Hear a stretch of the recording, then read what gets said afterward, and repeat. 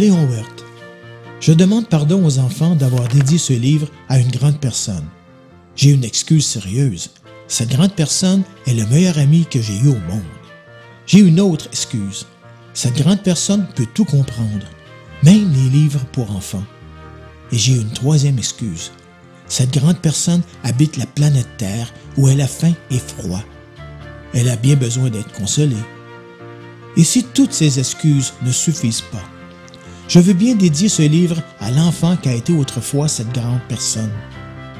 Toutes les grandes personnes ont d'abord été des enfants, mais peu d'entre elles s'en souviennent. Donc, à Léon Werth quand il était petit garçon.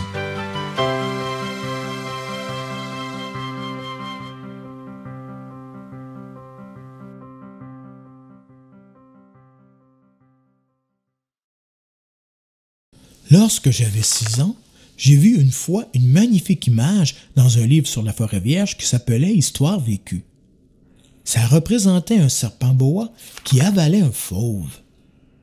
On disait dans le livre, les serpents boa avalent leur proie tout entière sans la mâcher. Ensuite, ils ne peuvent plus bouger et ils dorment pendant les 6 mois de leur digestion.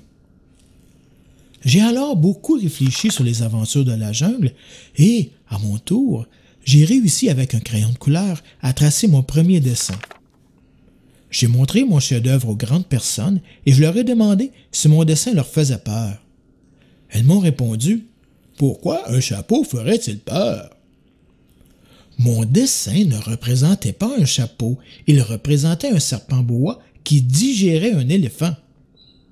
J'ai alors dessiné l'intérieur du serpent boa afin que les grandes personnes puissent comprendre. Elles ont toujours besoin d'explications.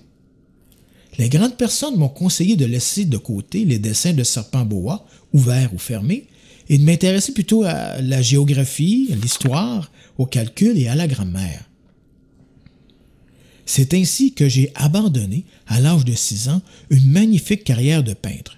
J'avais été découragé par l'insuccès de mes dessins. Les grandes personnes ne comprennent jamais rien toutes seules, et c'est fatigant pour les enfants de toujours leur donner des explications. J'ai donc dû choisir un autre métier et j'ai appris à piloter des avions. J'ai volé un peu partout dans le monde, et la géographie, c'est exact, m'a beaucoup servi. Je savais reconnaître, du premier coup d'œil, la Chine de l'Arizona. C'est très utile si on s'égare durant la nuit. J'ai ainsi eu, au cours de ma vie, des tas de contacts avec des tas de gens sérieux. J'ai beaucoup vécu chez les grandes personnes. Je les ai vus de près. Ça n'a pas trop amélioré mon opinion. Quand je rencontrais une grande personne qui me paraissait un peu lucide, je faisais l'expérience sur elle de mon dessin que j'ai toujours conservé. Je voulais savoir si elle était vraiment compréhensive. Mais toujours elle me répondait « C'est un chapeau ». Alors, je m'abstenais de lui parler de serpents boa, de forêt vierge, d'étoiles.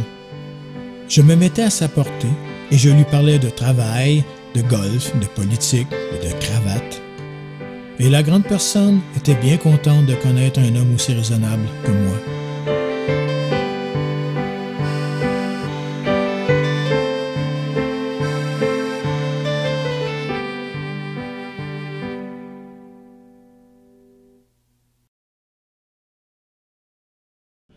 J'ai ainsi vécu seul, sans personne avec qui parler véritablement, jusqu'à une panne dans le désert du Sahara, il y a 6 ans.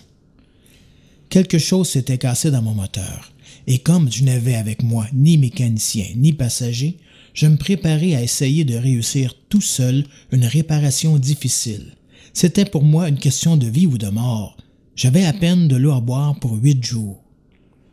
Le premier soir, je me suis donc endormi sur le sable à 1000 milles de toute terre habitée.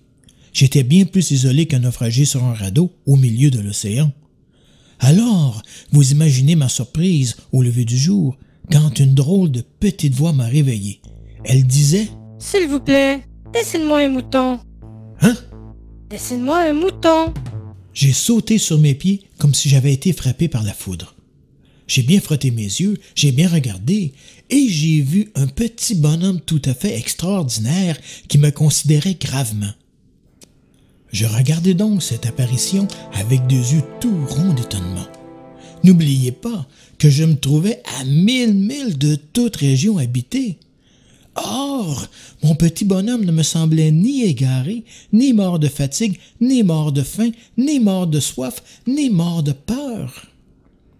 Il n'avait en rien l'apparence d'un enfant perdu au milieu du désert à 1000 milles de toute région habitée.